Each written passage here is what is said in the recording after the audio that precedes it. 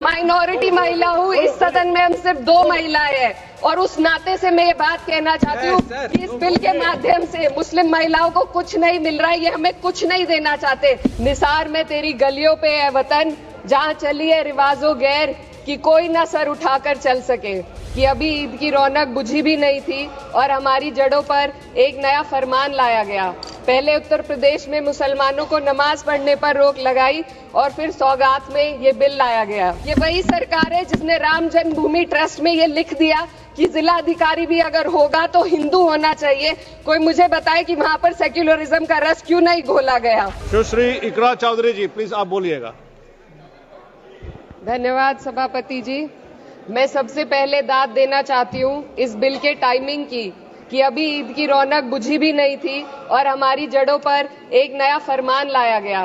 पहले उत्तर प्रदेश में मुसलमानों को नमाज पढ़ने पर रोक लगाई और फिर सौगात में ये बिल लाया गया। निसार में तेरी गलियों पे है वतन, जहाँ चली है रिवाजो गैर कि कोई ना सर उठाकर चल सके। मैं सभापति जी आपको ये बताना चाहती हूँ कि ईद के मौके पर एक विधवा महिला अपनी लड़की के साथ मेरे पास आई और उसने बताया कि वह एक वक्फ की प्रॉपर्टी में रहती है।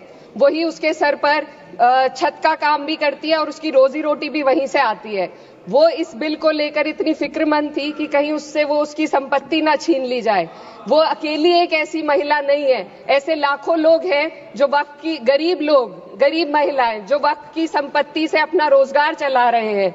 और ये जो वक्फ बाय यूजर क्लॉज के हटाने से लाखों वक्फ की जायदाद अपना स्टेटस खो देंगी और लाखों लोग इसी तरीके के लोग सड़कों पर आ जाएंगे। वक्फ क्या है, वक्फ बाय यूजर क्या है? इसका ये मतलब है कि कोई जायदाद अगर सालों से दीन और भलाई के कामों के लिए इस्तेमाल हो रही हो तो वो खुद ब खुद वक्फ मानी जाएगी। हिंदुस्तान की अदालतों ने भी इस बात को तस्लीम किया है।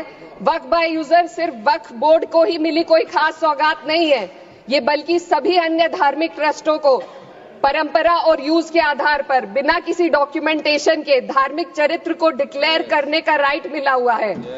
भारत के संविधान के आर्टिकल 13 क्लॉज 3 में कस्टम और यूसेज को कानूनी वैधानिकता प्रदान करता है। इसी आर्टिकल से वक्फ बाय यूजर भी निकला गया है। इस बिल के कानून बनने पर वक्फ बोर्ड तो इस प्रोविजन से हाथ धो बैठेगा, लेकिन अन्य धार्मिक ट्रस्टों को यह सुविधा जारी रहेगी।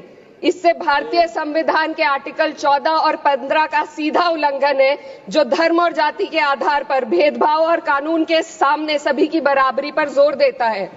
मैं इसके साथ ये भी कहना चाहती हूँ कि सत्ता के लोग जो एक दूसरे की पीठ थपथपा रहे हैं कि वक्फ बाय यूजर का जो अमेंडमेंट इन्होंने दिया उसको एक्सेप्ट कर लिया गया है, लेकिन इनकी शरारत यह है कि उसके साथ ही एक ऐसा प्रोवाइजो इसमें शामिल किया गया जिसके आधार पर यह कहा गया है कि अगर कोई भी वक्फ की संपत्ति विवादित हो तो वो अपना वक्फ स्टेटस खो देगी। तो जो अमेंडमेंट इन्होंने दिया है, जिसको एक्सेप्ट कर लिया गया है, उसका कोई मतलब नहीं है। ये इनकी नीयत है जो साफ जाहिर हो रही है। सोने पर सुहागा एक काम और किया है। सरकार ने वक्फ की कानून के सेक्शन 107 को हटाकर लिमिटेशन एक्ट में 12 साल तक ही किसी के खिलाफ अदालत में जाने का प्रोविजन है। सेक्शन 107 में बोर्ड को लिमिटेशन एक्ट से राहत मिली हुई थी। वक्फ बोर्ड कभी भी अवैध कब्जाधारियों के खिलाफ अदालत जा सकता था। अगर ये सेक्शन ना हो तो अवैध कब्जा करने वाले लोग कानूनी प्रक्रिया का फायदा उठाकर वक्फ की प्रॉपर्टी को हड़प सकते हैं। अन्य धार्मिक ट्रस्टों पर भी ये लिमिटेशन एक्ट लागू नहीं होती, तो फिर वक्फ बोर्ड के साथ ये सौतेला रवैया क्यों किया जा रहा है? धर्म को देखकर दोहरी नीति क्यों अपनाई जा रही है? सेक्शन 107 और वक्फ बाय यूजर को अगर एक साथ पढ़ा जाए तो इससे लाखों वक्फ की प्रॉपर्टी पर कब्जा किया जाएगा। इसलिए ये बिल मुसलमान की भलाई का नहीं बल्कि उनके वजूद और विरासत को मिटाने का बिल है। हिंदुस्तान में बहुत सारे धार्मिक ट्रस्ट हैं जिसमें उस खास मजहब के लोग शामिल होते हैं और उसका इंतजाम करते हैं। और ये बात समझ में आने वाली भी है, क्योंकि जो व्यक्ति अपने मजहब के रीति रिवाज को जितना अच्छे से समझ सकता है, किसी अन्य मजहब का व्यक्ति नहीं समझ सकता।